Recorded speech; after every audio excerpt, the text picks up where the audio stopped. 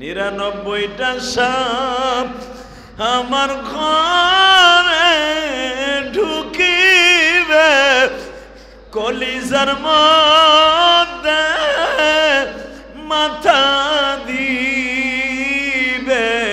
ঢুকিয়ে, কলিজাটা ঠকায়া ঠকাই খাইবে।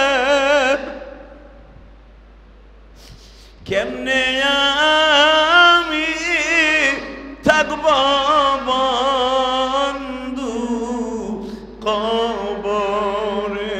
বিশ্বনবী বলে, আয়েশা রে, মানুষকে যখন কাফন পরাইয়া কবরে রাইখা আসে, আমার হাতের দিকে তাকাও আমার যুবক বন্ধুরা। তোমার মতো কত যুবক অ্যাক্সিডেন্ট করে মারা যায়, তোমার মতো কত যুবক গাড়ি অ্যাক্সিডেন্টে মারা যায়, তোমার মতো কত যুবতী বন্ধু বান্ধবীরা মারা যায়। আমার বিশ্বনবী বলে, আয়েশা রে, তুমি আমার কাছে প্রশ্ন করছো মানুষ কখন অসহায় হয়? আয়েশা, তুমি কি জানো টাকা না থাকলেই তাকে অসহায় বলে না, বাড়ি গাড়ি না থাকলে তাকে অসহায় বলে না। আয়েশা, দুইটা হাত না থাকলে তাকে অসহায় বলে না, দুইটা চক্ষু না থাকলে তাকে অসহায় বলে না। আয়েশা, অসহায় ব্যক্তি কারে বলে জানুনি? যখন কাফন পরাইয়া জীবনের শেষ গোসল দিয়া বাড়ির সামনে শোয়া রাখে, ছোট বাচ্চাটা বাবার মাথার কাছে বইয়া কান্দে, আমার আব্বুরে তোমরা কেন এইভাবে শোয়া রাখছো? ছোট্ট নাতিটা নানার পাশে বসে, ছোট্ট নাতিটা দাদার পাশে বসে কান্দে আর বলে, আমার দাদার এই পাঞ্জাবিতে কেন শোয়া রেখেছ?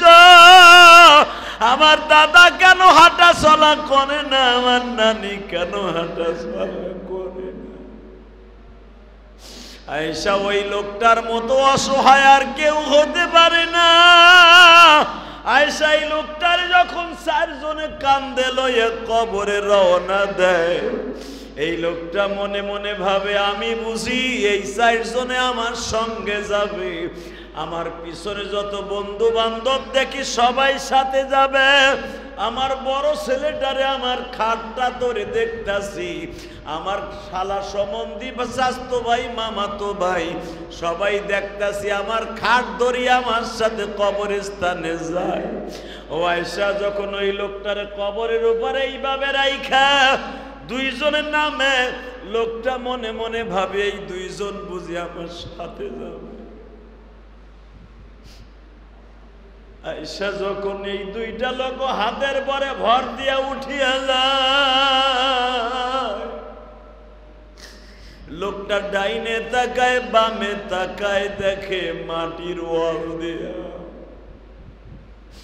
একটু পরে যখন দেখে আয়েশা উপরে বাঁশের ছাউনি দিয়া দেয় রে আয়েশা, ওই লোকটা তখন চিৎকার মারে আর বলে, আরে সাদের বাড়ি সাদের নারী, সাদের বাড়ি সাদের নারী, কোথায় রইল আমার? সবাই দেখি পর হইয়া গেল, আপন রইল না কেহ। আয়েশা এই লোকটারে যখন রাইখা আসে, বাঁশের ছাউনি দিয়ে দেয়, চাটাই দিয়ে দেয়, লোকটা এক একটা ছিদ্র গুনতে থাকে, কোন ছিদ্র দিয়ে আমার ছেলেটারে দেখা যায় কিনা, আমার মেয়েটাকে দেখা যায় কিনা, আমার নাতিটারে দেখা যায় কিনা, আমার জোরের ভাইটারে দেখা যায় কিনা।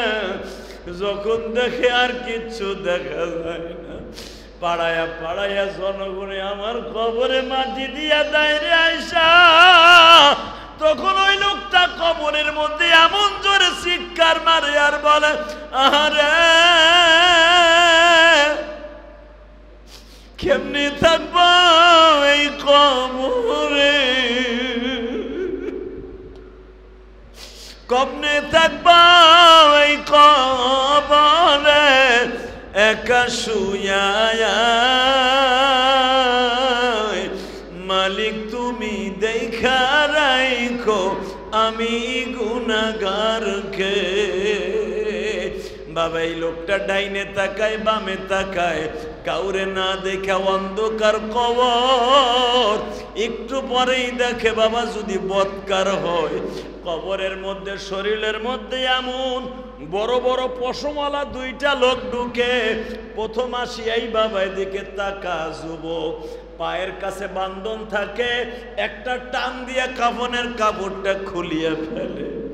এত বড় বড়ওয়ালা রডের মতো বড় বড় শরীরের মধ্যে পশম, এইভাবে বুকের মধ্যে চাইপা ধরলার সঙ্গে সঙ্গে বুকের এই পাজর থেকে ওই পাজর ঢুকিয়ে দেয়। লোকটার এমন একটা দৃশ্য, চোখ নাই কান নাই, কোনো কিছু শুনবার মতো নাই। লোকটা চিল্লায় আর বলে, তুমি কে গো, তুমি কে? কানেও শোনে না, চোখেও দেখবে না রে আয়েশা। লোকটা যত চিল্লাবে তত আরো জোরে জোরে বুকের সাথে চাপ মারবে। লোকটা সহ্য করতে না পাইরা বলবে, এত সাদের বিছনা, এত সাদের বাড়ি গাড়ি রাইখা কেমনে ঘুমাইয়া রইব, কেমনে থাকবো? এই হুলালা, এই বড় বড় পশমালা লোক দুইটা চলিয়া যাবে। একটু পরেই দেখা যাবে লোকটার কবরের মধ্যে বাবা ৯৯টা সাপ ঢুকিয়া যাবে। সে একটা সাপ ফজরের নাম বলিয়া সমস্ত বডিটারে পেঁচাইয়া ফেলবে। সমস্ত বডিটা পেঁচাইয়া জিজ্ঞেস করবে, হুসিলাম মা ফিস সুদূর, তুই কি কেমনে ভুলে গেছিলি আমার মাওলা রে? আল কারিআতু মাল কারিআ ওয়া মা আদরাকা মাল কারিআ ইয়াউমা ইয়াকুনুন নাসু কাল ফারাশিল মামসুদ ওয়া তাকুনুল জিবালু কাল ইহনিল মানফুস ফাআম্মা মান তাকুলাত মাওয়াজিনু ফাহুয়া ফি ঈশাতির রাদিয়া আলহাকুমুত তাকাসুরু হাত্তা যুরতুমুল মাকাবির। এক একটা আয়াত পড়বে আর জিজ্ঞাসা করবে, কেমনে ভুলে গেছিলি? তুই কি ভুলে গেছিলি কবরটা অন্ধকার? তুই কি ভুলে গেছিলি কবর পোকামাকড়ের ঘর? তুই কি ভুলে গেছিলি এমন একদিন আসবে ছেলে মেয়ে স্ত্রী পুত্র তোর কাছে কেউ থাকবে না? তুই কি ভুলে গেছিলি? يومئذ يصدر الناس أشتاتا ليروا أعمالهم فمن يعمل مثقال ذرة خيرا يره ومن يعمل مثقال ذرة شرا يره। তুই কি ভুলে গেছিলি রে বান্দা? দুনিয়ার আরাম আয়াস পায়া, দুনিয়ার খাট পালং পায়া তুই কি ভুলে গেছিলি আমি মওলা যে একজন আছি? এইটা কি ভুলে গেছিলি? তুই কি এই দিনটার কথা ভুলে গেছিলি যে তোর কবরে কেউ থাকবে না, তুই একা থাকবি?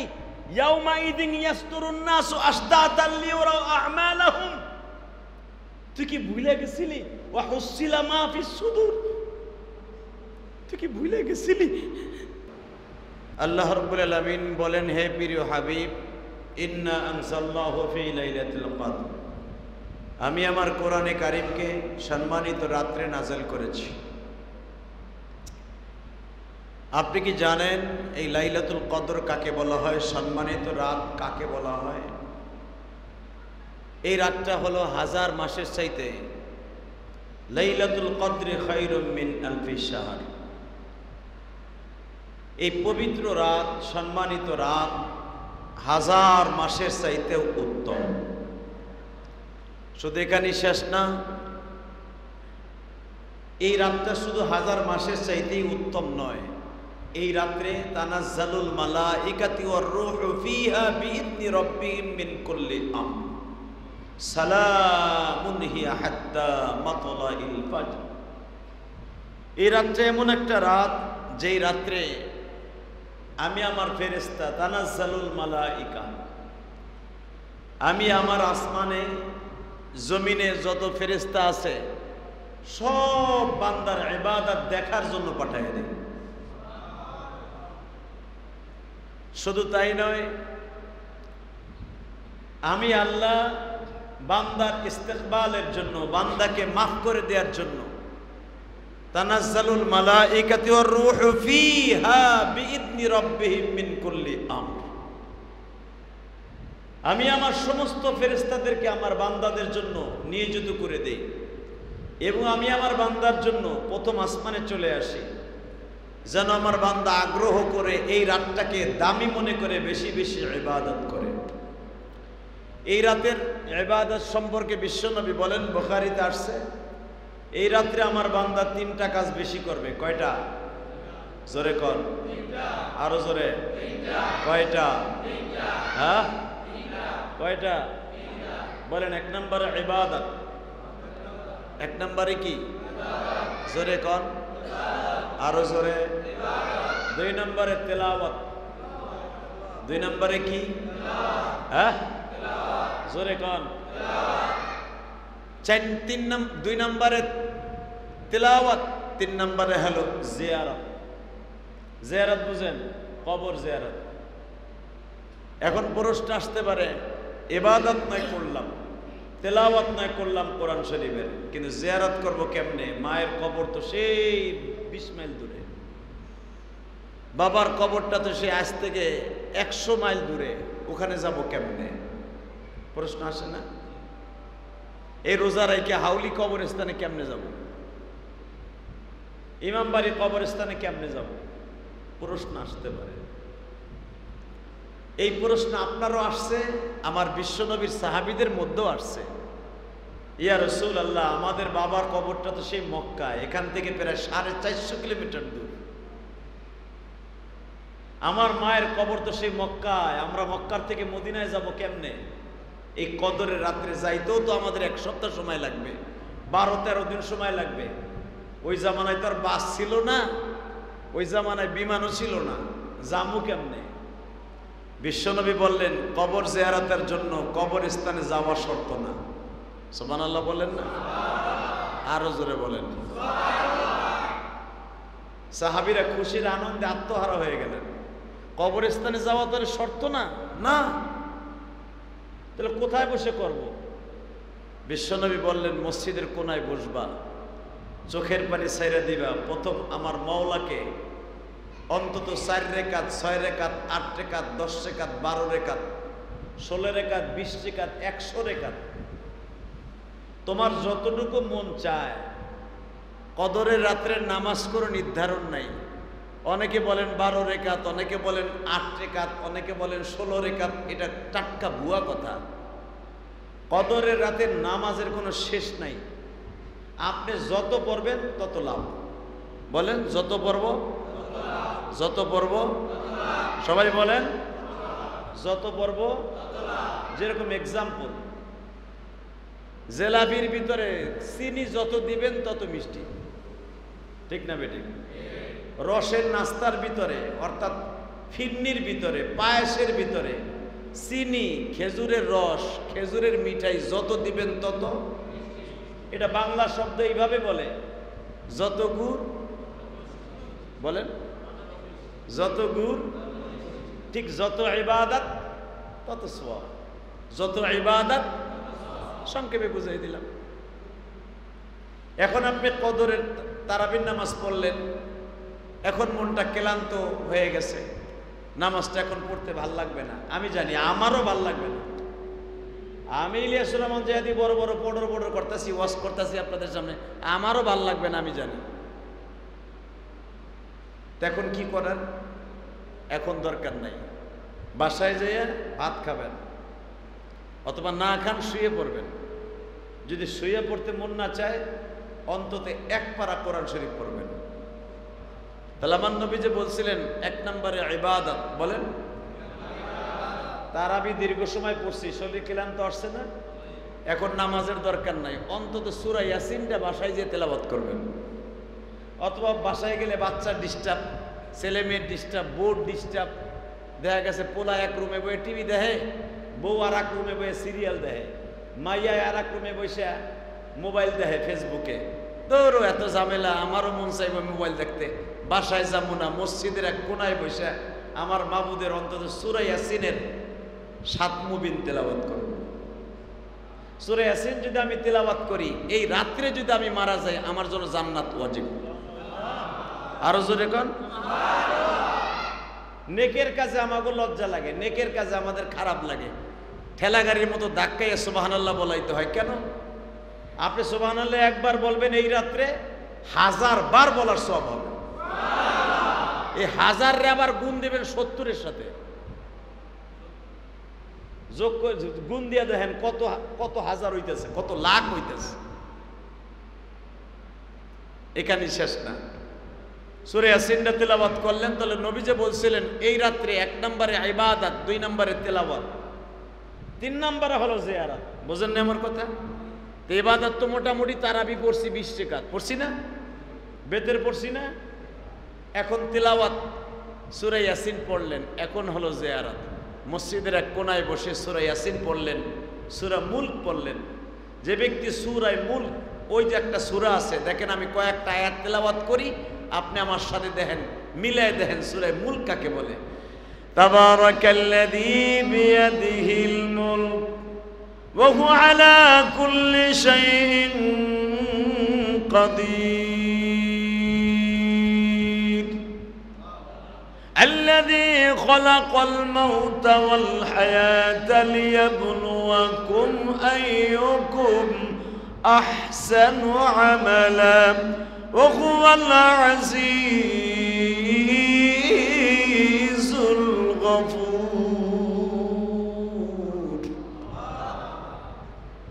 الذي خلق 7 سماوات طباقا ما ترى في خلق الرحمن আমার মালিক বলে, বান্দারে তুই যখন সূরা মুলক তেলাওয়াত করস, আমি মালিক তোর প্রত্যেকটা কথার জবাব দে। তুই যখন বলস তাবারাকাল্লাযী বিয়াদিহিল মুলক, ও মালিক তুমি এমন একজন পবিত্র সত্তা, সারা পৃথিবী তোমার হাতের মধ্যে, সব ক্ষমতার মালিককে।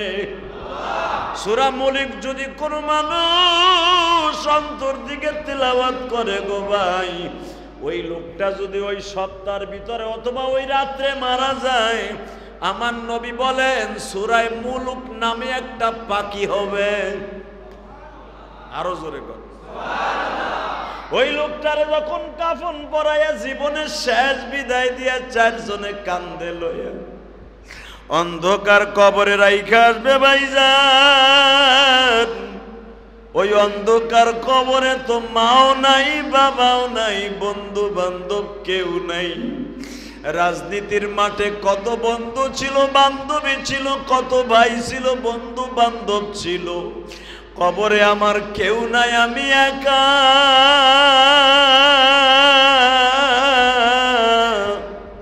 কেমনে থাকবো ওই কবরে একা পড়িয়া? আত্মীয় স্বজন বন্ধু বান্ধব কাউকে পাইব না। সাপে কাটবে, গুর্জ মারবে, যেই ঘরে মৌলা ছাড়া বান্ধব নাই রে দেখি। কত কাদা কাঁদবো আমি কবরে,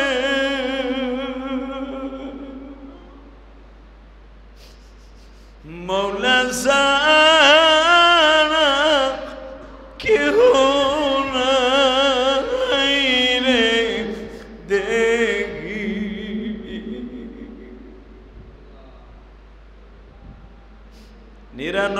একটা সাপ আমার ঘরে ঢুকিবে, কলিজার মধ্যে মাথা দিবে ঢুকিয়ে, কলিজাটা ঠকায়া ঠকাই খাইবে। কেমনে আমি থাকব বন্ধু কবরে? বিশ্বনবী বলে, আয়েশা রে, মানুষকে যখন কাফন পরাইয়া কবরে রাইখা আসে, আমার হাতের দিকে তাকাও আমার যুবক বন্ধুরা। তোমার মতো কত যুবক অ্যাক্সিডেন্ট করে মারা যায়, তোমার মতো কত যুবক গাড়ি অ্যাক্সিডেন্টে মারা যায়, তোমার মতো কত যুবতী বন্ধু বান্ধবীরা মারা যায়। আমার বিশ্বনবী বলে, আয়েশা রে, তুমি আমার কাছে প্রশ্ন করছো মানুষ কখন অসহায় হয়? আয়েশা, তুমি কি জানো টাকা না থাকলেই তাকে অসহায় বলে না, বাড়ি গাড়ি না থাকলে তাকে অসহায় বলে না। আয়েশা, দুইটা হাত না থাকলে তাকে অসহায় বলে না, দুইটা চক্ষু না থাকলে তাকে অসহায় বলে না। আয়েশা, অসহায় ব্যক্তি কারে বলে জানুনি? যখন কাফন পরাইয়া জীবনের শেষ গোসল দিয়া বাড়ির সামনে শোয়া রাখে, ছোট বাচ্চাটা বাবার মাথার কাছে বইয়া কান্দে, আমার আব্বুরে তোমরা কেন এইভাবে শোয়া রাখছ? ছোট্ট নাতিটা নানার পাশে বসে, ছোট্ট নাতিটা দাদার পাশে বসে কান্দে আর বলে, আমার দাদার এই পাঞ্জাবিতে কেন শোয়া রেখেছ? আমার দাদা কেন হাঁটা চলা করে না? আমার নানি কেন হাঁটা চলা করে না? আয়েশা, ওই লোকটার মতো অসহায় আর কেউ হতে পারে না।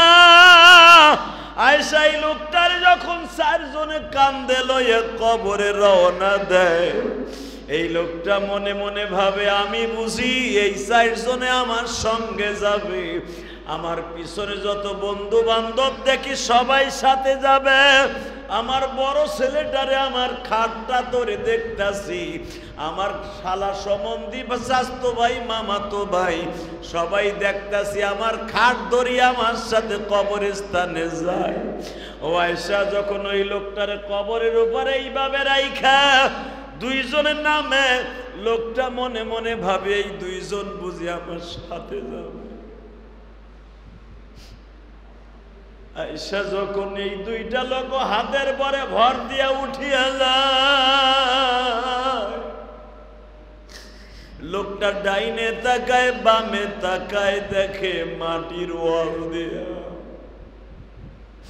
একটু পরে যখন দেখে আয়েশা উপরে বাঁশের ছাউনি দিয়া দেয় রে আয়েশা, ওই লোকটা তখন চিৎকার মারে আর বলে, আরে সাদের বাড়ি সাদের নারী, সাদের বাড়ি সাদের নারী, কোথায় রইল আমার? সবাই দেখি পর হইয়া গেল, আপন রইল না কেহ।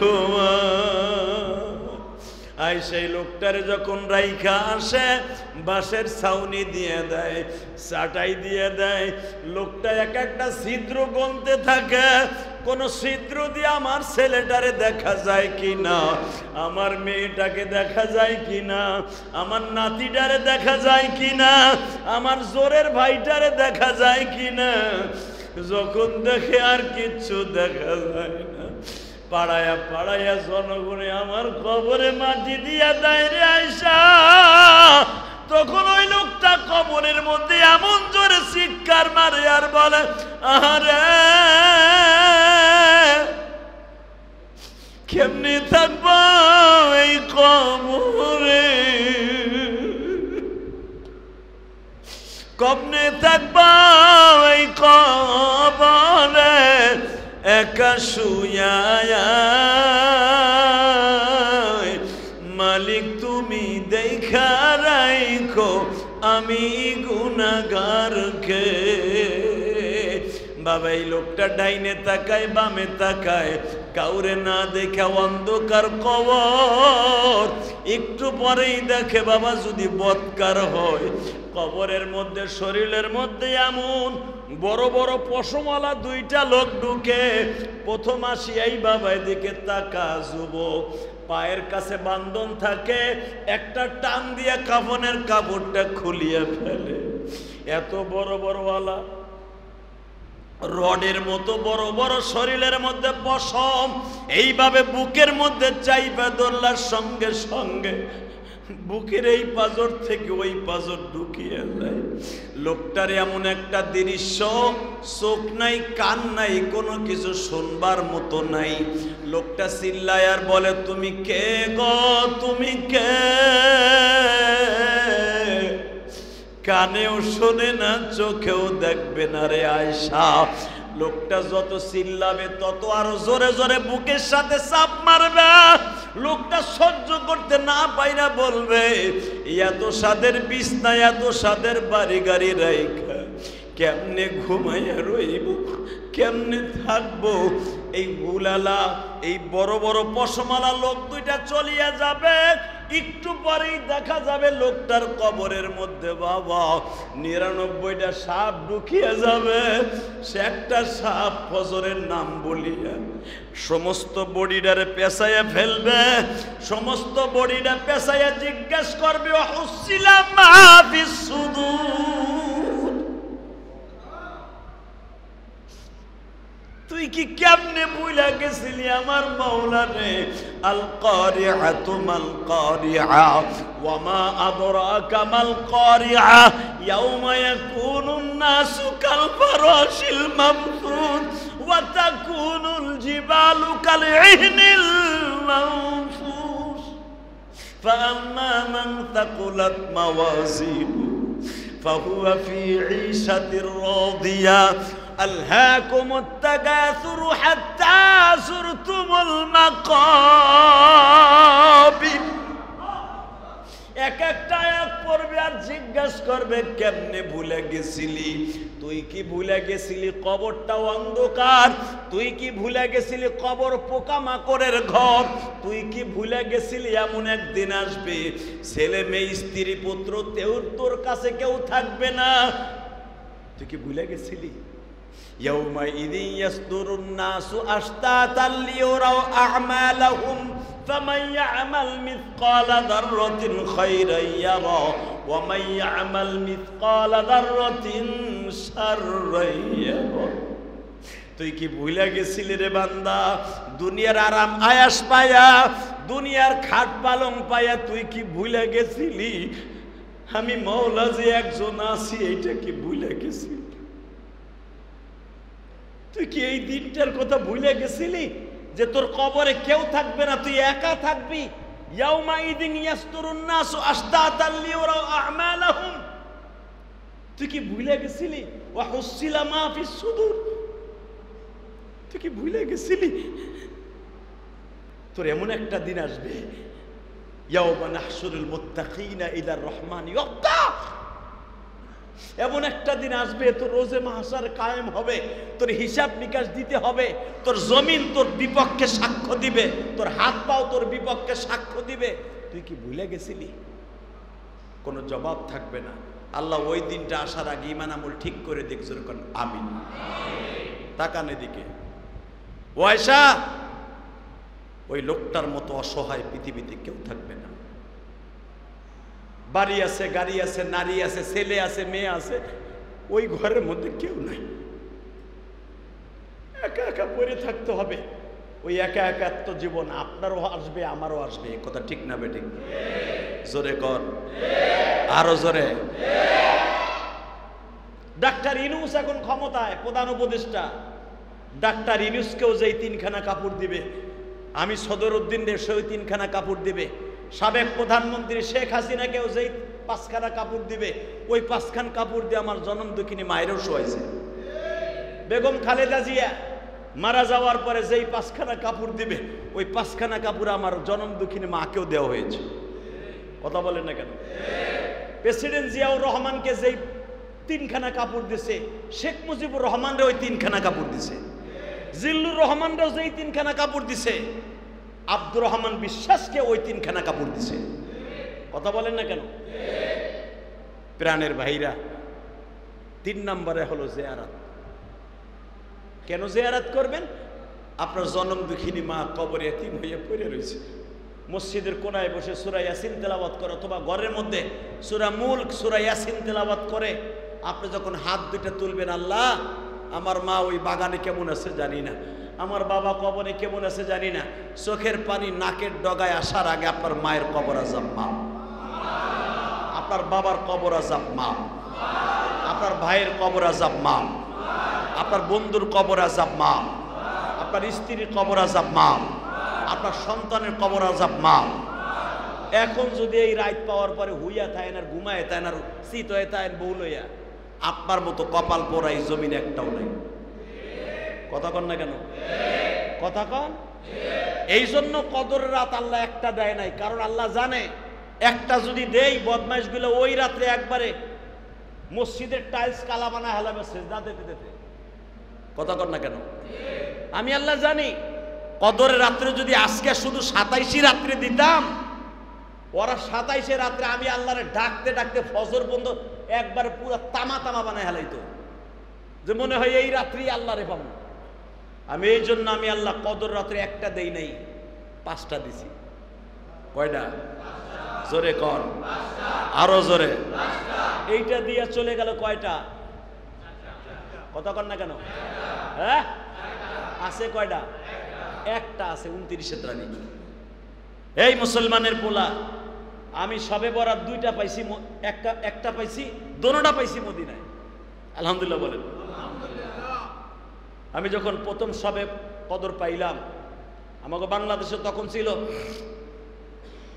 18 রোজা, সরি বাংলাদেশে ছিল 20 রাত আর ওই দেশে ছিল 21 রাত। 21 রাত্রে একবার আমি রসুলের রওজার পাশে ছিলাম, রসুলের রওজার পাশে বইয়া জিরো জিরো চিল্লাই চিল্লাই বলছি, ও মালিক এই কদরের রাত আমার জীবনে আর পাবো কিনা জানি না, তবে তুমি আমারে মাফ না করে মদিনার থেকে বাংলাদেশে নিও না। আমার মনে হয় এই বছর 21 তারিখ সম্ভবত কদরের রাত্র চলে গেছে। আলহামদুলিল্লাহ বলেন। আমি যার কাছে জিজ্ঞেস করছি সমস্ত উলামা একরাম বলেন 21 তারিখে বাংলাদেশে সবে কদর চলে গেছে। সম্ভবত বলা যাবে না ওই রাত্রি গেছে, হতে পারে 27 তারিখও আজকে চলে যেতে পারে। কথা বলেন না কেন? যারা 30 পারা কোরআন শরীফ নামাজের মধ্যে দাঁড়ায় দাঁড়ায় শুনছেন, আপনার মতো বাদশা আর কেউ নাই। যারা 30 পারা কোরআন শরীফ যে হাফেজরা পড়াইছে, এক একটা খতমের বিনিময়ে 70টা করে খতম পাইছে।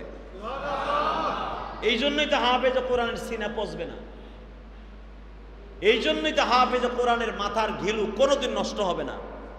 এই জন্য হাফেজ কোরআনকে আল্লাহ রাব্বুল আলামিন তার মা বাবাকে নূরের টুপি পরিধান করাবে। সর্বপ্রথম আমার আল্লাহ নিজে তার চেয়ারে, আল্লাহ চেয়ারে বসার আগে হাফেজের মা বাবারে বসাবে। আরো জোরে বললেন না? এই মুসলমানের পোলা, ভালো করে বুঝেন, একটা পোলারে, একটা নাতিরে, একটা মেয়েরে কোরআনের হাফেজ বানান, কসম আল্লাহ আপনার মতো দামি এই পৃথিবীতে কেউ নেই। কথা বলেন না কেন? আপনি বাড়ি গাড়ি সব থুয়ে গেলেন, মরার পরে যে 5 ওয়াক্ত নামাজ পড়ে অন্তত আপনার জন্য একটু দোয়া করবে এমন লোক রাইখে গেলেন না, আপনার মতো বক বক এই জমিনেরও থাকতে পারে না। কথা ঠিক না বেঠিক? তো এই জন্য বিশ্বনবী বলেন, যারা কোরআন তেলাওয়াত করে ইবাদত করার পরে মোটামুটি করে কবর জিয়ারাতের নিয়াত করে মসজিদের কোনায় হোক ঘরের কোনায় হোক বসে বসে নামাজ পড়বে, আল্লাহ সুবহানাহু ওয়া তাআলা তার বাবা মাকে টার্গেট করে যেই দোয়া করবে দোয়া কবুল হয়ে যাবে। অতএব দোয়া করার দরকার আছে না নাই? তারাবি পড়ছি না ইনশাআল্লাহ? তাই নবী বলছে ইবাদত, 2 নম্বরে তেলাওয়াত, কিছু না কিছু তেলাওয়াত করবো। রাজি আছি না নাই? আসি? করবো তো সবাই? কে কে করবো তেলাওয়াত? দেখে হাত তুলে দেখাই তো কে কে তেলাওয়াত করবো। অন্তত 1 পাতা কোরআন শরীফ পড়বে, 1 পাতা হইল। এক পাতা কোরআন শরীফ হইলে পড়বো ইনশাল্লাহ। হাত নামান। এখন যদি কন হুজুর আমি তো কোরআন শরীফ পড়তে পারি না, এখন আমি কি করব? আমি তো ছোটকালে মা বাবা গরিবের ঘরে জন্ম নিয়েছিলাম, কোরআন শরীফ দেখেও পড়তে পারি না, আমি কি করব? আপনার জন্য একটা সুন্দর পদ্ধতি আছে, সেটা হলো বাসায় যে কোরআন শরীফটার এইভাবে বুকের মধ্যে নেবেন, তাকান এই দিকে। যারা মিডিয়ার মাধ্যমে আগামীকালকে আমার এই বয়ানটা শুনবেন, সারা পৃথিবীতে এই বয়ানটা ছড়াই যাবে। আমি জানি প্রবাসীরা আমার বয়ান বেশি শুনে। আমি যখন বাংলাদেশের বাইরে যাই, প্রবাসীদের ভালোবাসা দেখলে বুকটা ফেটে যায়, এত ভালোবাসে আমাকে, আপনি কল্পনার বাইরে। এই বছর সেহরিতে একটা অনুষ্ঠান করছি, সেহরিতে দোয়ার অনুষ্ঠান, ইফতারিতে দোয়ার অনুষ্ঠান, জোহরে দোয়ার অনুষ্ঠান, যেখানে যাই শুধু প্রোগ্রাম আর প্রোগ্রাম সৌদি আরবে। আলহামদুলিল্লাহ বলেন। এই সম্মান আমার না, এই সম্মান আল্লাহর দেয়া। এই সম্মান কার দেয়া? হ্যাঁ, কিভাবে ঠিক পায় ইলিয়াস রহমান যদি অমুক হোটেলে আছে, যাকে যাকে মৌমাছির মতো লোকগুলো হোটেলে খুঁজা খুঁজা আমার বাইর করে, খুঁজা খুঁজা বাইর করে কেমনে কিভাবে হুজুর আমাদের তাঁবুতে যেতে হবে, হুজুর আমার হোটেলে যেতে হবে, হুজুর আমাদের অমুক জায়গায় যেতে হবে দোয়ার জন্য, হুজুর আপনার জন্য অপেক্ষায় আছে, আপনি কবে আসবেন। এই ভালোবাসা আমি ইলিয়াস রহমান জেহাদি প্রবাসীদের ভালোবাসা জীবনে শেষ করতে পারবো না। এই ভালোবাসা আমার মায়ের দোয়া, এই ভালোবাসা আমার নানার দোয়া, এই ভালোবাসা একমাত্র আমার রব্বে কারিমের ফজল করম। কত বক্তাই তো, কত মানুষই তো সৌদি আরবে যায়, কেউ তো কাউরে জিজ্ঞেস করে না, কিভাবে খুঁজা খুঁজা বাইর করে আমি নিজেও জানি না। এটা আল্লাহর ফজল করম, কথা ঠিক না বেঠিক? তো আমি আপনাদের সকলের কাছে বলবো, যারা কোরআন শরীফ পড়তে পারেন না তারা এইভাবে বাসায় যাবেন। বাসায় যে আপনার মেয়েটাকে বলবেন, মা তোমার না 1000 টাকা বেতন দিয়া কোরআন শরীফ শিখাইছি, হ্যাঁ আব্বু তুমি এক পাতা কোরআন শরীফ পড়ো তো, আমি শুনি। সুবহানাল্লাহ বলেন না? আপনার স্ত্রীকে বলবেন, তুমি এক পাতা কোরআন শরীফ পড়ো তো, আমি তোমার পাশে বয়ে বয়ে শুনি। এখন যদি বলেন হুজুর আমার মাইয়াও জানে না, আমার পোলাও জানে না, আমার পোলা জানে ইংলিশ, আমার পোলার যদি বলি একটা প্যারাগ্রাফ মুখস্থ করে দাও 5 মিনিটে করে দেয়, আমার পোলারে যদি একটা ইংলিশে একটা কবিতা বলতে বলি বাস 2 মিনিট লাগবে শোনাইতে। কিন্তু হুজুর আমি ভুল করে ফেলেছি, আমার ছেলেও তো কোরআন শরীফ পড়তে জানে না। এরকম আল্লাহর ওলি আছে না নাই? হ্যাঁ, বাংলাদেশে এমনও বুদ্ধিজীবী ছিল, আপনারা জানেন কয়েক বছর আগে বাংলাদেশে এক নাস্তিক মরছিল, এক বুদ্ধিজীবী, অনেক বড় বুদ্ধিজীবী, নাম করে চিনে নেবেন। এ বদমাইশের পোলা মরার পরে, বাপ মরার পরে, আমাদের দেশে তো মাশাআল্লাহ মুক্তিযোদ্ধা, নাম কি দেখেন না, শেখ হাসিনা মুক্তিযোদ্ধা করতে করতে এখন বেচারি পতনী হয়ে গেছে। কথা বল না কেন? মুক্তিযোদ্ধাকে আসমান উঠাই দিছিল, আর ওরাও মনে করছিল ম্যাজিস্ট্রেটের পাওয়ার পেয়ে গেছে। কথা কর না কেন? ফুডার ঘরে ফুডা শেখ হাসিনারে শেষ করছে এই মুক্তিযোদ্ধারা। এই পিডির যে পাম দিছে, আর শেখ হাসিনা পামে ফুলছে, ফুলে আজকে দিছে বাস ঢুকাই। কথা বলেন না কেন? খাবি না হন মুক্তিযোদ্ধা ভাতা নিবি না, বাইরে লুলা বানালো, খালি মুক্তিযোদ্ধা কইলি পিডামু। কথা কর না কেন? একবার মুক্তিযোদ্ধা কবি আর পিডামু, তোকে মুক্তিযোদ্ধা বাদ, এখন 24-এর মুক্তিযুদ্ধ শুরু হয়েছে। কথা বলেন না কেন? তোরাই দেশটার অধপতনে দিছ। আগে মুক্তিযোদ্ধাদের পক্ষে জোরালো বক্তব্য দিতাম আমি, কেন জানেন? এখন দেখছি এর একটা মুক্তিযুদ্ধে এমন পাওয়ার দেখাইতো মনে হয়তো এই দেশের জিল্লুর রহমান, অন্নামালক কেন করে না। কথা বলেন না কেন? এক বুদ্ধিজীবী মুক্তিযোদ্ধার পোলা জানাজায় খারাইছে, আপনারা দেখছেন, সারা দুনিয়া দেখছে সোশ্যাল মিডিয়ায়। ঈদের নামাজে জানাজা উঠলে হাত উঠাইতে হয় না? মুক্তিযুদ্ধের পোলা জাতীয় ঈদগাহে ঈদে জানাজার নামাজ পড়তে খাড়াইছে। হে মনে করছে এ তো জীবনে কেমনে পড়ে এটা দেখে নাই, সবাই জানাজায় খাড়াইছে, উনি বুদ্ধিজীবীর পোলা, উনি হাত উঠাইতেছে, উনি ঈদের নামাজ পড়তেছে।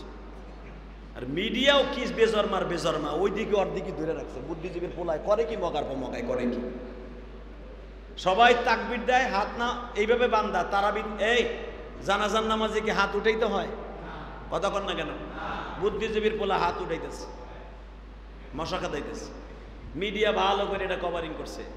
আর দেখছে, দেখো মুক্তিযুদ্ধের পোলা ক্যামেরিস্ট বিশ্ববিদ্যালয়ে পড়ছে, সে আমেরিকা, সে লন্ডন, এমন কোন এলেম নাই, শিক্ষা অর্জন করে নাই, জানাজাটা কেমনে পড়তে হবে বাট পারবে বেড়া বাপ্পা এটা শেখে নাই।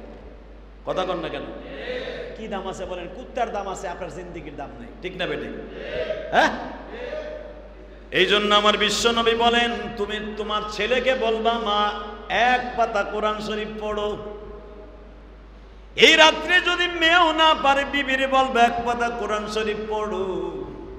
যদি এটাও সেও না পারে, অন্তত তুমি আমার মাওলার কালামটার এইভাবে ধরিয়া বুকের মধ্যে নিয়ে এইভাবে জড়াই ধরে বলবা, মালিক রে,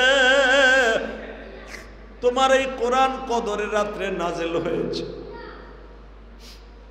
চোখের পানি সাইরা দিয়া বুকের মধ্যে কোরআনটারে নিয়ে বলবা, মালিক, এই কোরআনের জন্য তোমার নবী দান দান মোবারক শহীদ করছে। এই কোরআনের জন্য তোমার প্রিয় হাবিব উহুদের মাঠের থেকে আসার পরে জীবনে কোনোদিন গোশত চাবাইয়া খাইতে পারে না। এই কোরআনের জন্য দুনিয়ায় যত হাজার হাজার সাহাবীরা জীবন দিয়েছে মালিক, এই কদরের রাত্রে তোমার এই কোরআন নাজেল হইছে। আমি গুনাহগার কোরআন শরীফ সহি শুদ্ধভাবে পড়তে পারি না, তোমার কোরআনরে বুকের মধ্যে নিয়ে সুমা খাইলাম। তুমি না বলছো যারা কোরআনকে সুমা খায় সে যেন আমি আল্লাহকে সুমা খায়।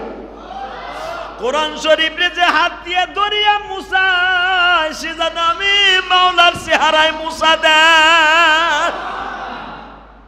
যে ব্যক্তি কোরআনকে বুকের মধ্যে নিয়ে আদর করে সে যেন আমি মাওলার বুকে নিয়ে আদর করি।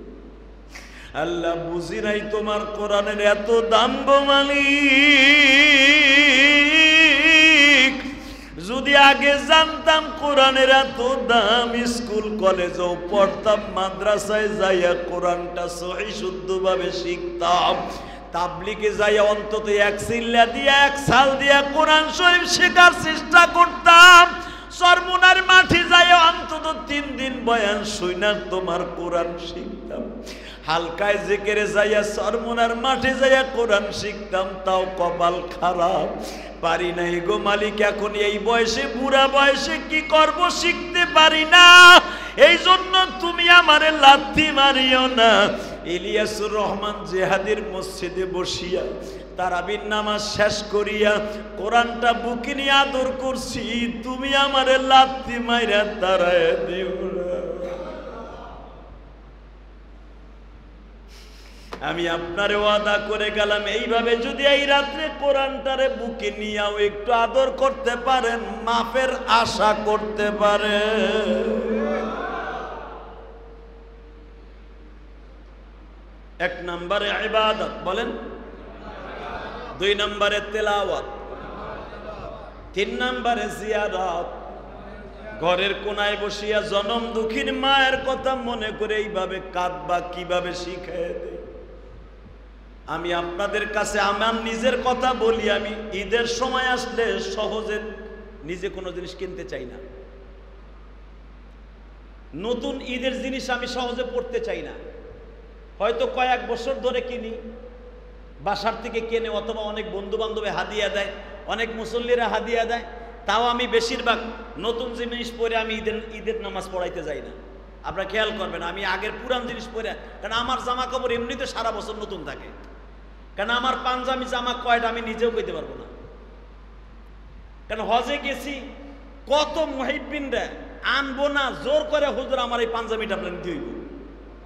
আর পাঞ্জাবিটা এক 2 টাকার দাম না, এক একটা পাঞ্জাবির দাম 20,000, 24,000, 26,000 টাকা এক একটা পাঞ্জাবির দাম। আলহামদুলিল্লাহ বললেন না? 15,000, 20,000 টাকা একটা জুব্বার দাম, জোর করে করে দিয়ে দেয় লাগেজের মধ্যে। এই ভালোবাসা একমাত্র পিছনে আমার জনম দুঃখীর মায়ের দোয়া। বিশ্বাস করবেন না, এই বছর একটা ছেলে মক্কায়, খালেদিয়া জায়গার নাম, খালেদিয়া ওয়াহেদ জায়গার নাম, একটা ছেলে পাঞ্জাবির কারখানা, অনেক দামি দামি কতগুলা পাঞ্জাবি আমারে দিছে, নিজে বানায়। আমারে বলে, হুজুর আমি যদি আপনার একটা পাঞ্জাবি দিই আর আপনি আমার পাঞ্জাবিটা পরেন, আমি যদি কোনোদিন ইউটিউবে দেখি মনে করব এই পাঞ্জাবিটা বলে আমার বাবাই পড়ছে। এই ভালোবাসা টাকা দিয়ে কেনা যায় না, কথা ঠিক না বেঠিক? এই ভালোবাসা কোনোদিন টাকা পয়সা দিয়ে কেনা যায় না। এই ভালোবাসা আল্লাহর পক্ষ থেকে আসে, কথা ঠিক না বেঠিক? বাজান ভালো করে দেখবেন, আর মাত্র যদি রোজা 29টা হয়, তারাবি আছে 2টা। কয়টা? কয়টা? এই 2টার ভিতরে সবে কদর আছে না নাই? হ্যাঁ, আমার মালিক বলে বান্দারা 29 তারিখ যদি সবে বরাত হয়, কবে হবে তুই জানোস না? সবে বরাত যদি 29 তারিখে হয়, আমি মালিক তোর সাথে ওয়াদা দিলাম তোর জন্য জান্নাত ওয়াজিব। যদি সবে বরাত অন্তত সবে কদরে 2 রাকাত নামাজ যদি তুই সাক্ষী রাখতে পারিস, তোর জন্য জান্নাত ওয়াজিব। আজকে যখন পাইছি আগামী 29 তারিখ সবে কদর পাবো কিনা তার সন্দেহ। আজকে যখন পাইছি ইনশাল্লাহ, আজকে অন্তত 4 রাকাত 8 রাকাত 6 রাকাত নামাজ পড়বো ইনশাআল্লাহ। এখন যদি ভালো না লাগে বাস বাসায় যে ঘুমায় পড়বেন। সেহরিতে অন্য দিন ওঠেন আধা ঘন্টা আগে, আজকে একটু 1 ঘন্টা আগে উঠবেন। কয় ঘন্টা? কারণ আমার আল্লাহ তানাজ্জালুল মালাইকাতু ওয়ার রূহু ফিহা বিইذনি রাব্বিহিম মিন কুল্লি আমর। বান্দা আমি প্রথম আসমানে আইছি, আমি হাত দুটা বাড়ায় বলছি আয় আলা মিন মুস্তাগফিরিন ফাগফির আলা। জীবনে কত গুনাহ করছো, শয়তানের ধোকায় পড়ে আমার কাছে চা, আমি তোর গুনাহ সব মাফ করে দিব। আলা মিন মুস্তারজিকিন, তোর চাকরি নাই, তোর ঘর ভাড়াও দেয় নাই, এখনো মার্কেট করতে পারস নাই, আমি জানি। রাজনৈতিকভাবে তুই পঙ্গু হয়ে গেছো। আগে আওয়ামী লীগ করতে, এখন বিএনপির ঠেলায় আর জামাত ইসলামের গুতায় তোর চান্দা দিতে দিতে তোর পকেটে পয়সা নাই, আমি আল্লাহ জানি। কথা কর না কেন? কারণ তুই 15 বছর কামাইছ আর তোর 5 মাসে তোর যা আসল হয়ে গেছে, এটাও আমি আল্লাহ জানি। এটা তোর বিচার, তুই কোন নেতার কাছে চাইস না। আলামিন মুস্তারজিকিন ফারজুকা। আপনি ভাইবেন না আমি বানাই কইতেছি। আপনার পকেটে টাকা আছে না নাই আল্লাহ জানে কি জানে না? জোরে কোন? জানে কি জানে না?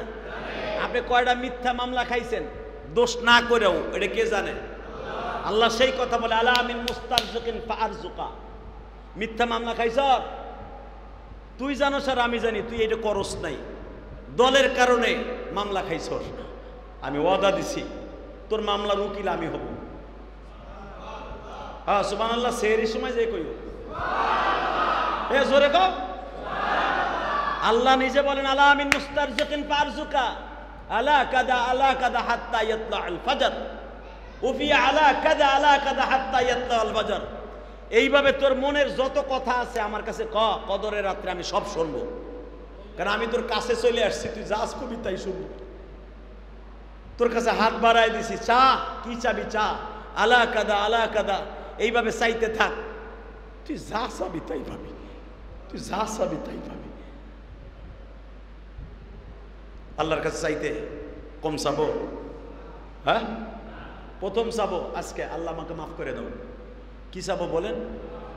2 নম্বরে আমার জনম দুঃখিনী মায়েরে মাফ করে দাও। 3 নম্বরে আমার বাবারে মাফ করে দাও। 4 নম্বরে আল্লাহ এমন সম্পদ তুমি আমারে দিও কারোর সামনে যেন মাথা নত করতে না হয়। আবার এমনটা দিও না যেন তোমার রাস্তা দিকে সরে যায়। আছে না নাই?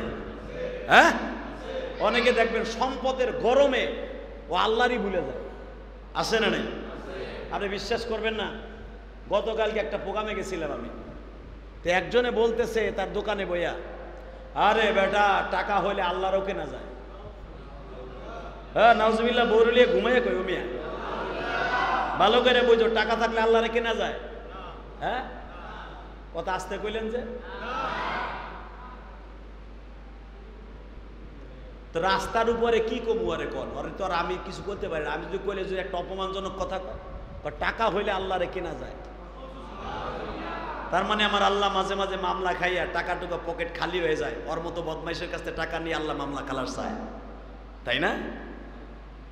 আল্লাহ কি বলে শোনেন আল্লাহ কোরআনে, তাবারাকাল্লাযী বিয়াদিহিল মুলক।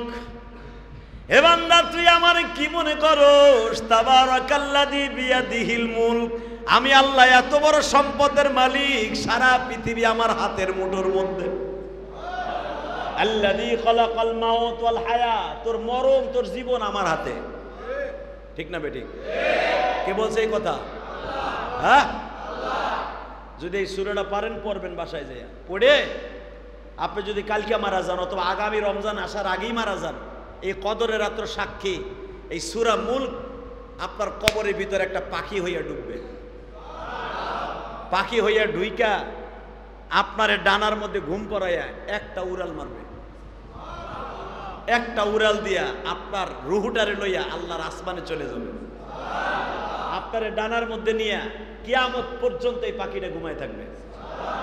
রোজে মাহশার ইয়াউমা নাহশুরুল মুত্তাকিনা ইলা রহমান ইয়াবদা, আল্লাহ কোরআনে বলেন যেদিন কিয়ামতের মাঠ কায়েম হবে সেদিন এই পাখিটা একটা পান খায় ডাকা দিবে, একটা ঝাড়ি দিয়ে আপনারে ফেলবো কিয়ামতের মাঠে, ফেলাই আবার বগলে নিয়ে যা বলবো আল্লাহ এর এতদিন যখন আমার পাখার মধ্যে রাখছি এর এই পাখার মধ্যে থেকে বাইর করে জাহান্নাম দিও না।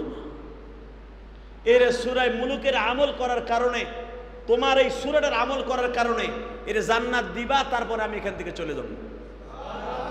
সূরা মুলক আপনার উকিল হয়ে আপনাকে জান্নাতে ঢুকায় দিয়া এরপর আল্লাহর কোরআন আল্লাহর কাছে চলে যাবে। সূরা মুলক যারা পারেন এই রাত্রে তেলাওয়াত করবেন, সূরা ইয়াসিন যারা পারেন এই রাত্রে তেলাওয়াত করবেন, ইনশাআল্লাহ আশা করা যায় মাপ পাবো।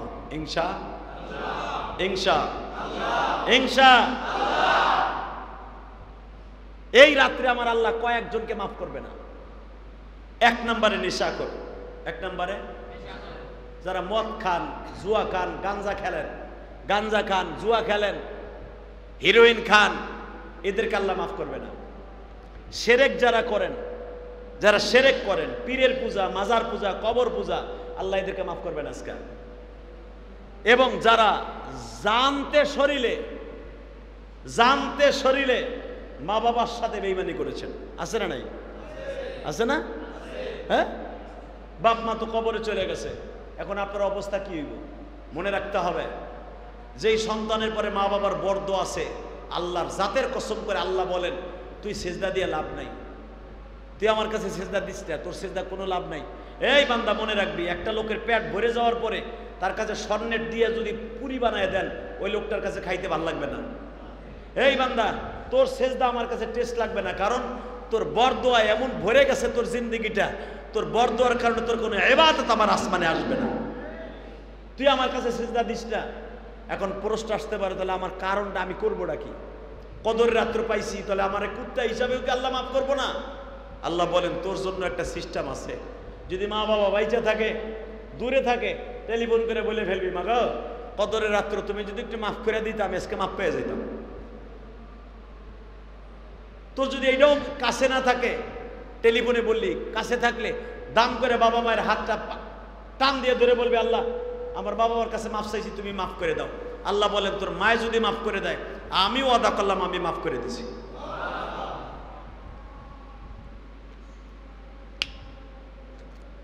আপনি জুয়া খেলতেন, ওয়াদা করে ফেরেন এই রাত্রে আল্লাহ আমি জানি তুমি প্রথম আসমানে আসো, তুমি আমার কওলবে আসো, আমি আর জুয়া খেলবো না, আমার মাফ করে দাও। আল্লাহ বলেন যা মাফ করে দিলাম। তুই যদি এইভাবে কস আল্লাহ আমি সুদ খাইতাম আর খামু না, যা তুই যখন আমার কাছে ওয়াদা করছো এই রাতের খাতির আমি তোরে মাফ করে দিছি, কারণ আমি অন্তরের খবর জানি তুই কি করবি না করবি, আগামীকালকে আমি মাফ করে দিছি। আল্লাহ রাব্বুল আলামিন আমাদের বুঝে বুঝে আমল করার তৌফিক দান করুন। এই কদরের রাত্রে যে মা বাবা হারিয়েছি অন্তত দুইটা চোখের পানি ছেড়ে দিয়ে তাদের জন্য কান্নাকাটি করবো ইনশাআল্লাহ। কারণ এত কষ্ট করে বাড়ি গাড়ি সব করে দিয়ে গেলাম আমরা, এই বাড়িতে বসে আমার একটা রাত্র ঘুম আসে না, এসির মধ্যে না ঘুমাইলে, ফ্যানের নিচে না ঘুমাইলে, কবরে ইলেকট্রিক নাই, ফ্যান নাই, বাতি নাই, কেমনে থাকবো? সব কিছু নিয়ে কবরে যেতে হবে ইনশাআল্লাহ। আল্লাহ আমাদের সবাইকে তৌফিক দান করুন। কি এবং এই রাত্রে আমার বিশ্বনবী বলেছেন কদরের রাত্রে ইবাদত, তেলাওয়াত, আর একটা কাজ হলো আয়েশা, আমার নবী আয়েশাকে বলতেছে আয়েশা তেলাওয়াতের পাশাপাশি জিয়ারত যদি করতে যাইয়া কোনো মানুষ তার মা বাবার জন্য আল্লাহ রাস্তায় দান করে, আমার আল্লাহ ওই দানের খাতিরে তার বাবা মাকে মাফ করে দিবে। এই রাত্রে বেশি বেশি দান করবো ইনশাল্লাহ। বলেন পারবো না ইনশাল্লাহ? হ্যাঁ, যদি এখন বলি যারা আজকে দোয়ার জন্য মা বাবার জন্য দরখাস্ত করছেন আমার কাছে, এক মহিলা আবু বকরের কাছে 200 টাকা পাঠাই দিয়েছে আমার কাছে দোয়ার জন্য। দোয়া করার জন্য টাকা লাগে না, দোয়া করার জন্য কোনো কিছু লাগে না, মুখ দিয়ে বললেই হয়। টাকা পাঠাই দিয়েছেন আলহামদুলিল্লাহ। আর এক মহিলা, ওই যে আবুল সাহেব আছেন, আবুল সাহেব পাঁচতলা, এক মহিলা আজকে দুপুরে আইছে, হুজুর আপনার এই মসজিদের জন্য আমি 4000 টাকা দিয়ে গেলাম। আলহামদুলিল্লাহ বলেন না? মসজিদে রশিদ দিয়ে দিলাম আমি।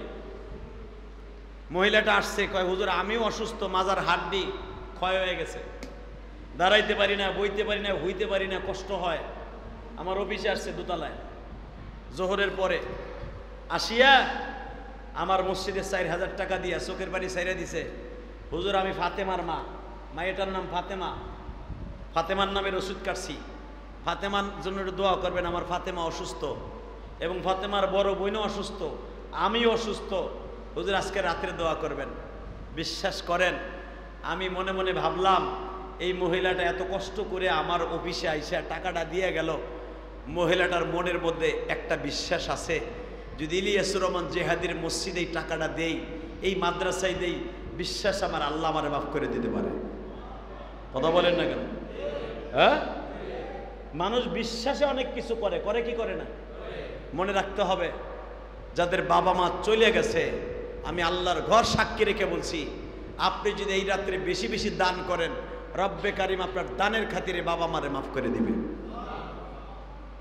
এই যেখানে অনেক লোক আছেন পুরাটা রমজান মাস আপনি আমি দামি দামি আপেল খাইছেন, কমলা খাইছেন, 300 টাকা 500 টাকা দিয়ে তরমুজ কিনে খাইছেন, কই বাবার কথা একবারও মনে করছেন?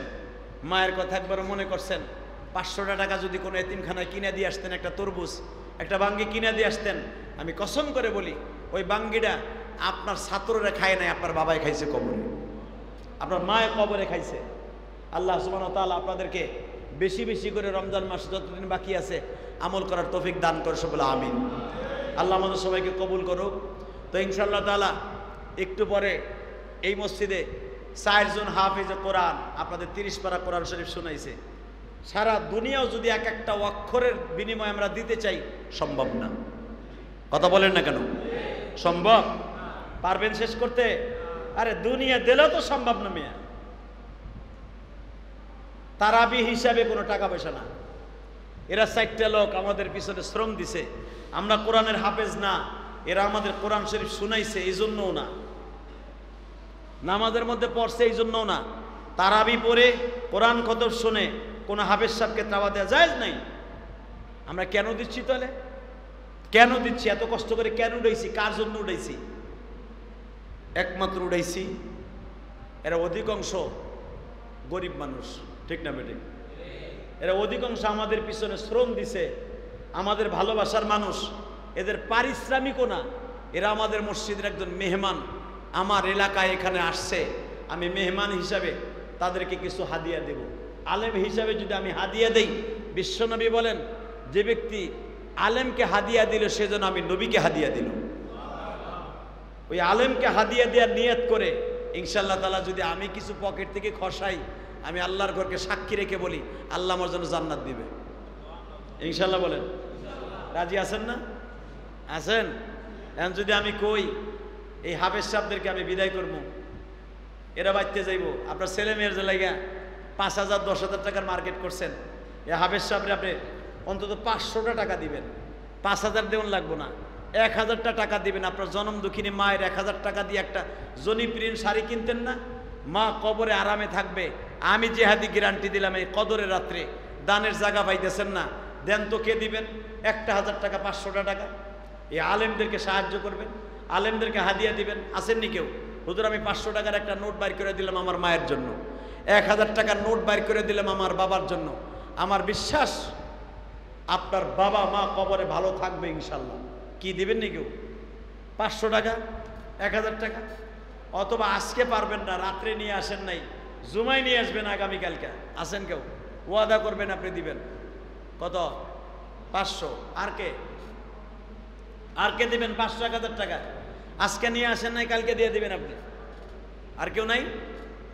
হ্যাঁ, আপনিও দিবেন। মাশাআল্লাহ। শোনেন, দানের জন্য মন থাকার দরকার আছে, আছে না নাই?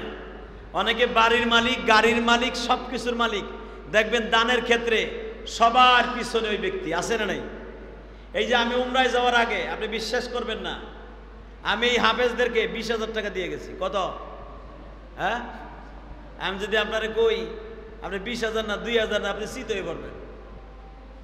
20,000 টাকা দিছি, ভিতরে এক জাররা পরিমাণ কোনো পুরনি নাই, জ্বালানি নাই, গত বছর তারাবিতে আমি গত বছরও 15,000 টাকা দিছি মসজিদে। এখন যদি কোন মসজিদ আপনি করছেন, আপনি দিবেন না কে দিব? না, মসজিদ আমি করছি, মসজিদ আমার না। কথা কর না কেন? মসজিদ আপনাদের। মসজিদ কাদের? আপনাকে সবাই। আমি ইলিয়াস রহমান জিহাদির মসজিদ না, এটা এটা আপনাদের। আমি বারবার বলি, এখন যদি আপনি মনে মনে ভাবেন না এটা আমার মসজিদ, না, এটা ভুল হবে। মনে রাখবেন, আল্লাহর ঘর মনে করে দিবেন, আল্লাহর জান্নাতে ভালো থাকবেন। এই হাসনাবাদে যখন প্রথম আসি চাকরির জন্য, তখন আমার এই পোলা মাসুম হয় নাই, শুধু আমার মেয়েটা হইছে। কুইসা মারা ফেরিতে বইয়া আমার পকেট কেটে টাকা লয়ে গেল 300 চোরে। 300 টাকা লয়ে গেছে। 300 টাকা ছিল, নিয়ে গেছে, ভাড়া তো দেই নেই। এখন যখন কন্ট্রাক্টর কয় হুজুর, হুজুরও কয় না, মোল্লা কয়, মোল্লা ভাড়া দেন। সেই ইতিহাস মনে পড়লে হাসিও আসে, কান্নাও আসে। আমি লজ্জায় কইতে পারতাছি না যে ভাই আমার পকেট কেটে আমার টাকাটা লয়ে গেছে। আমার পাশের সিটের একজনকে বলছি, ভাই আপনি একটু কইয়া দেন, আমার টাকাটা পকেট কেটে নিয়ে গেছে। এই কথা বলতে পারি। কন্ট্রাক্টর আমার কয় অভিনয় করো, তোমাকে মোল্লা গো এই কাম। ফট করে কয়ে লেছো তোমার মোল্লা গো এই কাম, তোমরা ভাড়া না দেওয়ার ভাও করো। তখন আমি আমার পকেটটার এইভাবে দেখাইছিলাম, আমার মনে আছে। এইভাবে দেখাইয়া তখন ফাড়া জামা গাই দিতাম, বললা না, ফাড়া জামা তো এখান থেকে কিনি ভাড়া থাকে। আস্তে করে এইভাবে বাইর করে দিয়া কইছে এই দেখেন আমার পকেটটা কাটিয়ে লয়ে গেছে গা। তখন কন্ট্রাক্টর বলে, হুজুর আমার ভুল হয়ে গেছে, আসলে আপনার টাকাগুলো নিয়ে গেছে। আমি দোয়া করি, আপনি সত্য কথা কইছেন, আপনার ভাড়া দিতে হবে না। তবে একটা কথা বলি, আপনার মতো এরকম অনেকে অভিনয় করে, ভাড়া না দেওয়ার ভান করে, যান ইনশাল্লাহ আপনার ভাড়া দিতে হবে না। তখন আমি হাসনাবাদ পোস্তকলা ব্রিজে নামলাম। নামার পরে ব্রিজে খাড়ায় আল্লাহরে কইলাম, আল্লাহ আমার টাকাগুলো নিয়ে গেল চোরে, 1 টাকাও ভাড়া দিতে পারলাম না। আমি যেন মানুষের ভাড়াই দুনিয়া দিয়ে তারপর কবরে যাইতে পারি। আলহামদুলিল্লাহ বললেন না? আমার জীবনে বিশ্বাস করবেন না, এই যে আমার মাদ্রাসা, এই যে আমার মাদ্রাসা প্রতি বছর লক্ষ লক্ষ টাকা আমার এই মাদ্রাসায় ড্যামারেজ। প্রতি মাসে 3 লক্ষ টাকার উপরে আমার সারা এই মাদ্রাসায়। আলেমুল আমারে বইকেন না, আমাদের অবদান জীবনে শেষ করতে পারবেন না। আমি ইলিয়াস রহমান জিহাদি এই মাদ্রাসা, 1টা টাকা তো মাদ্রাসার থেকে নেই না। প্রতি মাসে লক্ষ লক্ষ টাকা ড্যামারেজ দেই আমি। নিজের বাড়ি দেখেন, নিজের বাড়ি, নিজের মাদ্রাসা, আমি নিজের সব কিছু দিয়া চালাই। এই মসজিদটার পিছনে কত শ্রম গেছে, কত টাকা গেছে আপনারাই ভালো জানেন। এগুলো করার পিছনে কি পাইছি জানেন? আল্লাহর কাছে সম্মান পাইছি, আলহামদুলিল্লাহ বলেন। এবং যা খরচা করছি এর 10 গুণ অর্থ আল্লাহ আমারে দিছে। আপনি যদি দান করেন আপনার সম্পদ বাড়বে ইনশাল্লাহ বলেন। আগামীকালকে আখেরি জুমা, আগামীকালকে আখেরি জুমা, জুমাতুল বেদা, 2025 সালের জুমাতুল বেদা, কদরের রাত। আমাদের মতো দামি আর কেউ নাই এই বছর, বাংলাদেশের মতো পৃথিবীর কোন দেশে নাই। সৌদি আরবে শবে বরাত কিন্তু কালকে শেষ হয়ে গেছে, বুঝাইতে পারি নাই মনে হয়। শবে বরাত কবে, শবে কদর কবে শেষ হয়েছে? কালকা। আর আমাগো কিন্তু আজকার রাতটা ইনশাল্লাহ তাআলা জুমার রাত্র পাইছি। এক তো জুমার রাত, দ্বিতীয় পাইছি জুমার রাত, আর একটা পাইছি কদরের রাত। 2 প্লাস পয়েন্ট যখন পাইছি, আল্লাহর মাফ করতেই হবে ইনশাল্লাহ বলেন। আল্লাহর কাছে তওবা করতে রাজি আছেন না ইনশাল্লাহ? আগামীকালকে জুমাতুল বেদা, যখন দুপুরে খাওয়ার কোনো সিস্টেম নাই, সবার আগে আসবেন মসজিদে। আল্লাহ আমাদের সবাইকে তৌফিক দান করুন। মসজিদে এসে চোখের পানি ছেড়ে দিয়ে কবেন, আল্লাহ আগামী বছর হয়তো এই জুমাতুল বেদা আর পাবো না। আমার বাবার সাথে একদিন আসতাম, আমার বাবা নাই। আমার মার সাথে আসতাম, মা নাই। মা দোয়া করতো, আজকে নাই। আগামীকালকে মা বাবার জন্য জুমাতুল বেদায় কান্নাকাটি করবেন। আসেন তওবা করি। আস্তাগফিরুল্লাহ রব্বি মিন কুল্লি জামবি ওয়া আতুবু ইলাইহি লা হাওলা ওয়ালা কুওয়াতা ইল্লা বিল্লাহিল আলিয়্যিল আযীম। আল্লাহুম্মা আমিন। ربنا ظلمنا أنفسنا وإن لم تغفر لنا وترحمنا لنكونن من الخاسرين. اللهم اغفر لنا ولوالدينا رب ارحمهما كما ربياني صغيرا.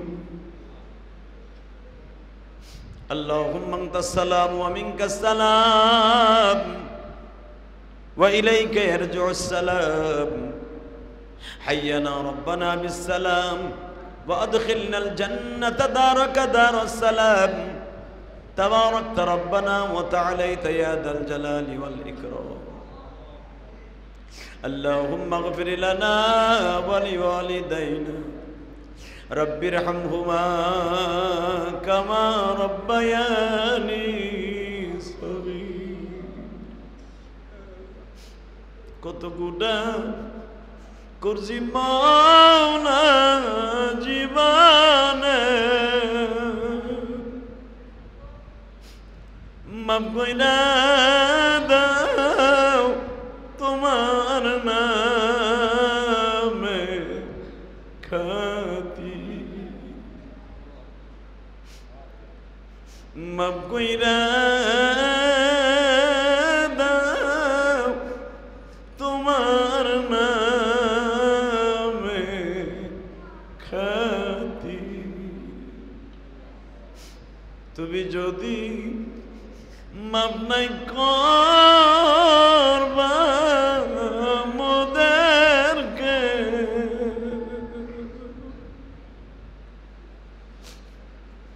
বলো তো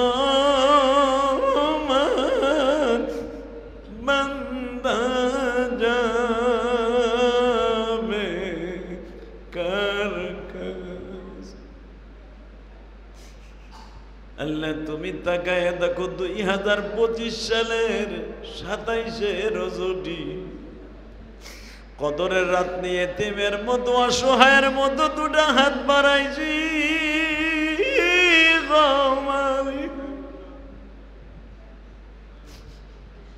আমার এই রক্ত পানি করা মসজিদে কদরের রাত্রে যারা আজকে নামাজ পড়ল যারা তারাবির নামাজ পড়ল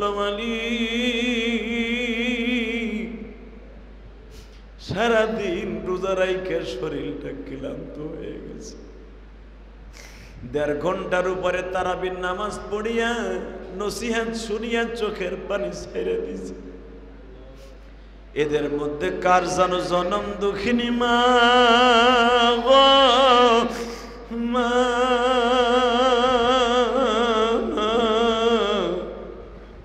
কার জানো জনম দুঃখ মেয়া বাবা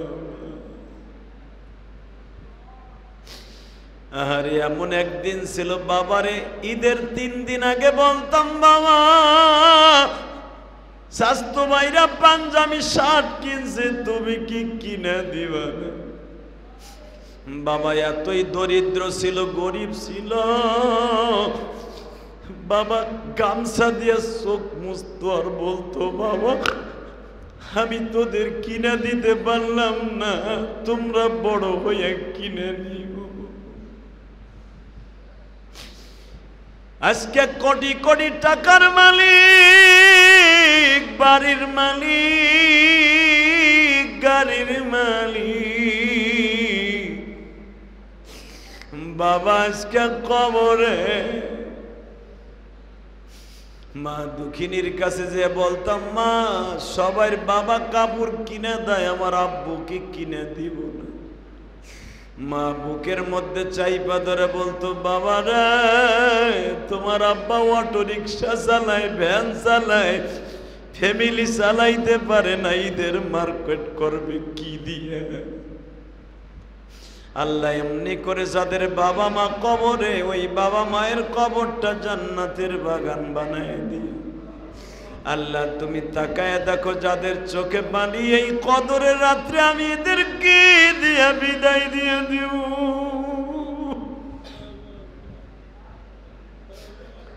যারা 26টা রোজা রাইখা 27শে কদরের রাত্রে উপস্থিত হয়ে গেছে 2025 সালে আজকে আল্লাহ 27শে মার্চ 27শে রমজানের রাত্র যারা এখানে হাজির হয়ে গেছে এদেরকে তোমার কাছে রাইখা গেলাম তুমি এদেরকে মাফ করে দাও আল্লাহ যে যেখান থেকে হাত তুলছে প্রত্যেকের বাবা মাকে মাফ করিয়া দাও আল্লাহ যাদের রিজিকের অভাব রিজিকের ব্যবস্থা করে দাও আল্লাহ যাদের ছেলে মেয়ের অভাব ছেলে মেয়ের ব্যবস্থা করে দাও আল্লাহ যারা আমার মতো মা হারায়া ফেলছে, কতজনের জন্য মার্কেট করছে, মায়ের জন্য করতে পারে নাই।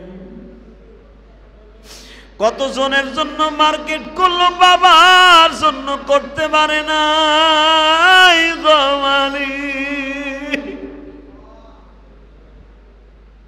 যাদের বাবা মা কবরে, বাবা মায়ের কথা মনে করে যারা দান করলো, তাদের দানগুলো কবুল করো আল্লাহ। এদের কামাই রোজগারে বরকত দিয়ে দিও। মিথ্যা মামলা খাইলে মালা মামলা থেকে হেফাজত করিও। আমার বাংলাদেশকে তুমি হেফাজত করো। আমার বাংলাদেশের পরে রহমত নাজিল করো। আমার বাংলাদেশের পরে রহমত নাজিল করো। আল্লাহ তোমার অনেক বান্দা বান্দি কোরআন খতম দিয়েছে আল্লাহ। আল্লাহ কোরআনের বদৌলতে তাদের বাবা মাকে মাফ করিয়ে দিও। তোমার এক বান্দি জোহরের সময় আসছিল, আমার মসজিদে 4000 টাকা দিয়ে দোয়া চাইল। আল্লাহ তার মেয়ে, ছেলে মেয়ে, বিবি বাচ্চা, ছেলে মেয়ে, স্বামী সন্তান যারা অসুস্থ সুস্থ বানায় দিও আল্লাহ। আরো যারা দোয়া চাইছে, কেউ টাকা দিয়া, কেউ পয়সা দিয়ে, কেউ দান করিয়া দোয়া চাইছে, মনের আশা পুরো করে দিও। অনেকে টেলিফোনে দোয়া চাইছে, হুজুর আমার মা নাই, আমার বাবা নাই, দোয়া করবেন। বিশেষ করে আমার প্রবাসী ভাইরা সৌদি আরব থেকে, কাতার থেকে, কুয়েত থেকে, সৌদি আরব থেকে আব্দুল জলিল ভাই, সেলিম ভাই, আল্লাহ শফিক, রানা, আরো যারা আছে, জুয়েল, অনেকেই টেলিফোন করে দোয়া চায়। প্রত্যেকের বাবা মারে মাফ করে দাও, কবরটা জান্নাতের বাগান বানিয়ে দাও। উমরায় যাওয়ার পরে যারাই ভালোবাসা দিছে, আমার প্রবাসী ভাইদেরকে তুমি দেখে রাখো। প্রবাসীদের বেদনা তুমি ছাড়া কেউ জানে না আল্লাহ। প্রবাসীদেরকে তুমি দেখে রাখো। যাদের চাকরি নাই, চাকরির ব্যবস্থা করে দিও। যাদের রিজিকের ব্যবস্থা নাই, রিজিকের ব্যবস্থা করে দিও আল্লাহ। যে ব্যক্তি যে অবস্থায় অসুবিধায় আছে, প্রত্যেকের অসুবিধা দূর করে দিও। সাল্লাল্লাহু তাআলা আলা খায়রি খালকি। আল্লাহ আজকে জুমাতুল বিদার রাত, হতে পারে এটা জীবনের শেষ জুমা। মেহরবানি করে আমাদের এই জুমার খাতিরে মাফ করে দাও আল্লাহ। যে 3 জন আমার এই মসজিদে দেখাবে বসছে আল্লাহ, এদের মতো সৌভাগ্যবান আর কেউ নাই। তোমার নবী বলেছে, যারা ইতিকাফে বসবে তারা শবে বরাত অবশ্যই পাবে, শবে কদর অবশ্যই পাবে, অবশ্যই পাবে আল্লাহ। যারা ইতিকাফে বসছে তাদের শবে কদর নসিব করে দাও। এদের বাবা মাকে মাফ করে দাও আল্লাহ। তোমার নবী বলছে, যারা শবে কদর কোনো বিনিময়ে বসবে না, কোনো বিনিময় চাইবে না, আমি আল্লাহ তাকে জান্নাত বিনিময় দিয়ে দিব, আমি তাদেরকে অবশ্যই মাফ করে দিব আল্লাহ। যারা ইতিকাফে আমার এই মসজিদে বসছে আল্লাহ, তাদেরকে মাফ করে দাও, তাদের বাবা মারে মাফ করে দাও। এরা কালেমার সাথে বিদায় করে দিবা আল্লাহ। এদের কামাই রোজগারে বরকত দিয়ে দিবা। এদের ছেলে মেয়েদেরকে তুমি মাফ করে দিবা। ইতিকাফে যে সমস্ত মা বোনরা বসছে ঘরের মধ্যে, তাদেরকেও কবুল করে নিবা। আমার মা বোনদের স্বামী সন্তানগুলাকে মাফ করে দিবা। সাল্লাল্লাহু তাআলা। আল্লাহ অনেক বাসায় বসে আমার মায়েরা হাত তুলছে, আমার বোনেরা হাত তুলছে আল্লাহ, আমার মেয়েরা হাত তুলছে, যে যেখান থেকে হাত তুলছে প্রত্যেকের মনের আশা পুরা করে দাও। সাল্লাল্লাহু তাআলা আলা খায়রি খালকিহি মুহাম্মাদি ওয়া নূরি আরশি সাইয়্যিদিনা মাহবুব বিরহমাতিকা ইয়া আরহামার